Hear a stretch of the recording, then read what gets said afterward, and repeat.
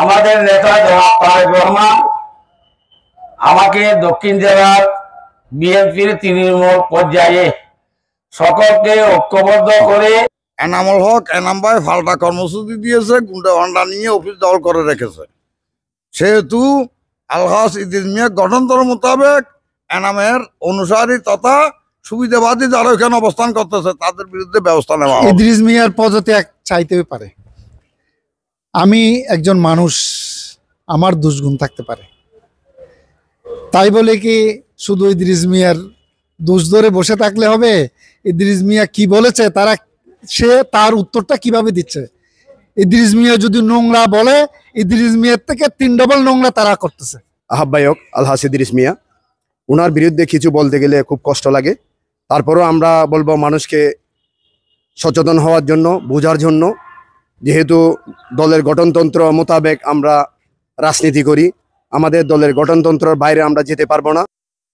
চট্টগ্রাম দক্ষিণ পটি উপজেলার সাবেক বিএনপির যুগ্ম আহ্বায়ক আলহাজ হারুন রশিদ চৌধুরীর নেতৃত্বে কুলাগাঁও ইউনিয়নের 4, 5, 6, 7, 8 ও 9 নং ওয়ার্ডের বিএনপি যুবদল, ছাত্রদল, কৃষক দল ও শ্রমিক দলের নেতৃবৃন্দদের নিয়ে 13 জুন 2025 শুক্রবার বিকাল 5 ঘটিকায় বাইতুস্বরূপে দক্ষিণ চট্টগ্রামের আহ্বায়ক আলহাজ মোহাম্মদ ইদ্রিস মিয়ার সঙ্গে সৌজন্য সাক্ষাৎ ও শুভেচ্ছা বিনিময় করেন।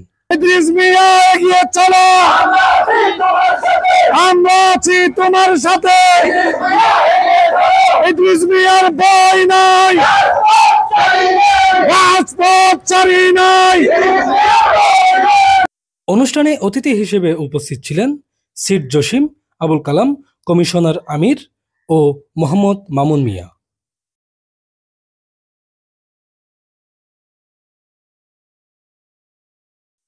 আহ্বায়ক মহোদয় মোহাম্মদ ইদ্রিস মিয়া বলেন, আসন্ন জাতীয় সংসদ নির্বাচনকে সামনে রেখে সবাইকে ঐক্যবদ্ধভাবে প্রস্তুতি নিতে হবে। বিএনপির ভারপ্রাপ্ত চেয়ারম্যান তারেক রহমানের ঘোষিত রাষ্ট্র কাঠামো মেরামতের 31 দফার ইস্তেহার ঘরে ঘরে আমাদের পৌঁছে দেওয়ার দায়িত্ব নিতে হবে।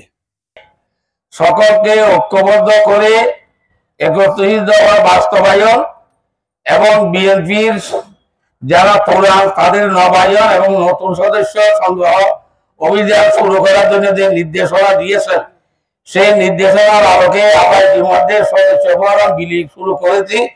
আপনারা সবাই যারা পুরাতন সভা নবায়ন হবেন এবং যারা নতুন আমাদের যুবক ভাইয়েরা গত 17টি বছর যারা ভোট দিতে পারে নাই, তারা আমাদের এই বিএনপির পতাকা তলে প্রবদ্ধ হয়ে বিএনপি সদস্য ফরম পূরণ করে।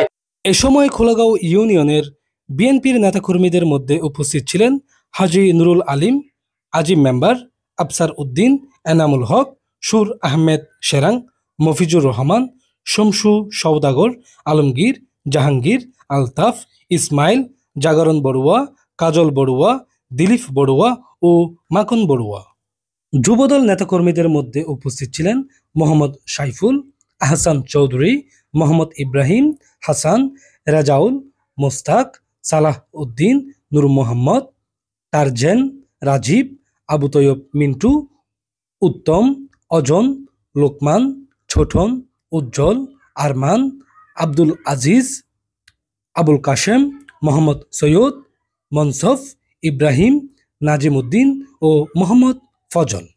ছাত্রদল নেতাকর্মীদের মধ্যে উপস্থিত ছিলেন মোহাম্মদ তারেক, তৌহিদুল ইসলাম, মেহেদি হাসান, নীরব অপু, মোহাম্মদ তৌহিদ, ইমতিয়াজ, আব্দুল ও শামীম। কৃষক দল ও শ্রমিক দলের নেতাকর্মীরাও সবাই উপস্থিত ছিলেন এবং নির্বাচনের প্রস্তুতি ও দলের কর্মসূচি বাস্তবায়নে অঙ্গীকার ব্যক্ত করেন।